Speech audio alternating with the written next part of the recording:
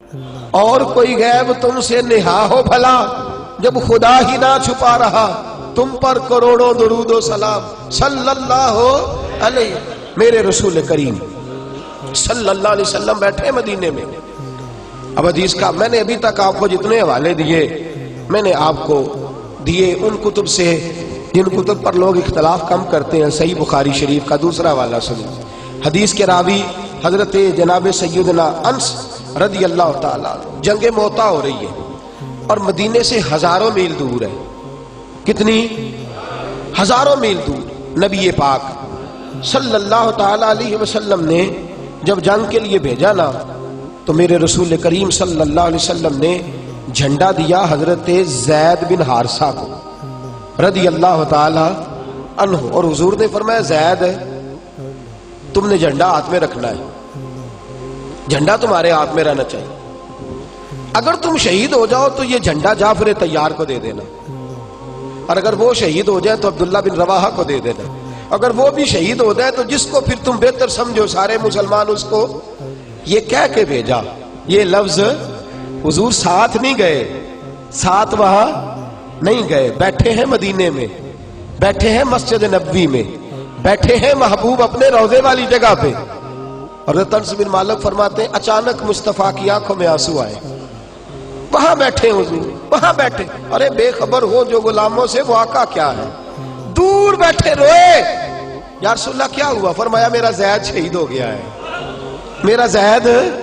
او دوست کاش تو اس درد کو سمجھے، کاش تو اس بات کو سمجھے۔ ہزاروں میل دور بیٹھے فرمایا میرا زید۔ صحیح بخاری عرض کر رہا ہوں، صحیح بخاری۔ او خدا کے بندے آ، ادھر آ، اس محبوب کی غلامی کر جو ہزاروں میل دور بیٹھے بھی غلاموں کا خیال رکھے۔ اسے سب سے اولا ہو آلہ ہمارا نبی مان لینا چاہیے، سب سے بالا ہو آلہ ہمارا نبی۔ اور لا مکان تک اجالا ہے جس کا وہ ہے، ہر مکان کا اجالا ہمارا نبی، ہر مکان کا اجالا۔ سبحان اللہ۔ فرمایا اب میرا زید شہید ہو گیا ہے، فرمایا اب جھنڈا آیا ہے جعفر طیار کے ہاتھ میں۔ تھوڑی دیر کے بعد پھر آنسو چھلکے حضرت انس کہتے ہیں حضور کی داڑھی پہ قطرے گرے اور فرمایا میرا جعفر بھی شہید ہو گیا ہے۔ فرمایا تھوڑی دیر کے بعد محبوب نے فرمایا اب جھنڈا عبداللہ بن رواحہ کے ہاتھ میں آیا ہے، اب جھنڈا عبداللہ بن رواحہ رضی اللہ تعالیٰ عنہ کے ہاتھ میں آیا ہے۔ اور فرمایا تھوڑی دیر گزری تو پھر آنسو، فرمایا اب میرا عبداللہ بن رواحہ بھی شہید ہو گیا ہے۔ تھوڑی دیر کے بعد پھر محبوب نے آنسو پوچھے، فرمایا اب مسلمانوں نے جھنڈا خالد بن ولید کو دے دیا ہے، اور فرمایا میرا اللہ اس کے ہاتھ پہ فتح عطا فرمائے گا۔ صحابہ فرماتے ہم واپس آئے۔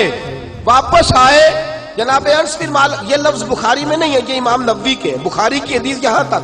امام نووی کہتے ہیں کہ واپس آئے تو جنگ موتا کے حال سنانے لگے تو صحابہ کہنے لگے تم چپ کرو ہم تمہیں بتاتے ہیں، تم ٹھہرو ہم تمہیں سناتے ہیں۔ کہا کیوں؟ تمہیں کیسے پتا ہے؟ فرمانے لگے جس نبی نے تمہیں بھیجا تھا اس نے تمہارا خیال بھی بڑا رکھا ہے، اس نے تم پر نظر بھی بڑی رکھی ہے۔ میرے رسول پاک صلی اللہ تعالی علیہ وسلم ساری کائنات کو دیکھ رہے ہیں، اور میرے حبیب جس طرح زندگی حیات ظاہرہ میں دیکھتے تھے اسی طرح آج بھی روزے دے دوالے نے غلامہ دیا ٹولیاں، روزے دے دوالے نے غلامہ دیا، روزے دے دوالے نے غلامہ دیا ٹولیاں۔ او ایک پیا سن دے کروڑا دیا بولیاں، ایک پیا سن دے کروڑا دیا۔ میرے رسول پاک صلی اللہ علیہ وسلم کو اللہ نے یہ شان دی، حاضر و ناظر بنایا، میرے حبیب کو حاضر و ناظر بنایا۔ اور میرے اعلیٰ حضرت تو فرماتے ہیں یہ جو پھول کھلے ہوئے ہیں یہ مصطفیٰ کے حاضر و ناظر کی برکت سے ہے۔ اور فرماتے ہیں یہ جو ٹھنڈی ہوا آتی ہے نا، ٹھنڈی ہوا، یہ لگتا ہے کہ مدینے والے محبوب نے زلفوں کو سنوارا ہے۔ اور فرمایا یہ جو تیرے دل کو سکون ملتا ہے، اور یہ جو بچہ کبھی کبھی باپ کے پاس آتا ہے، اور یہ جو بیٹیاں ماں کی چھاؤں کے نیچے بیٹھتی ہیں، اور یہ جو مرید پیر کا چہرہ دیکھ کے راضی ہوتے ہیں، اور یہ جو شاگرد استاد کی نوکری کرتے ہیں، اور یہ جو بھائی بھائی سے پیار کرتا ہے، اور یہ جو پوری دنیا میں محبت پھیلی ہے، اس کی ایک ہی وجہ ہے کہ محمد عربی کی نظر اپنی امت کی جانب اٹھی ہوئی ہے، رسول پاک صلی اللہ علیہ وسلم کی نظر اٹھی ہوئی ہے۔ تیری ایک نظر کا کمال ہے اور میری زندگی کا سوال ہے. تیری ایک نظر کا کمال ہے، میری زندگی کا سوال ہے. میرے رسول کریم صلی اللہ تعالی علیہ. بڑی باتیں میں بڑی باتیں کر سکتا ہوں، بڑی روایت. صحابہ کہتے ہیں نماز پڑھا رہے تھے رسول پاک صلی اللہ تعالی علیہ، صحیح بخاری، متن بھی درست، سند بھی درست، نماز پڑھا رہے ہیں. ادھر دیکھیے میری طرف. نماز پڑھاتے حضور نے ہاتھ بلند کیا، پھر حضور نے پیچھے کھینچ لیا. نماز مکمل ہوئی. سیانے بندے کہنے لگے حضور آج کیا ہوا تھا؟ پر میں نماز پڑھاتے پڑھاتے نظر اٹھی یا تو جنت تک چلی گئی ہے. کہاں تک؟ جنت تک نظر چلی گئی ہے.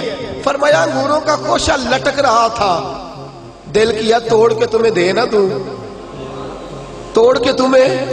کوئی نہیں سمجھے آپ میری بات.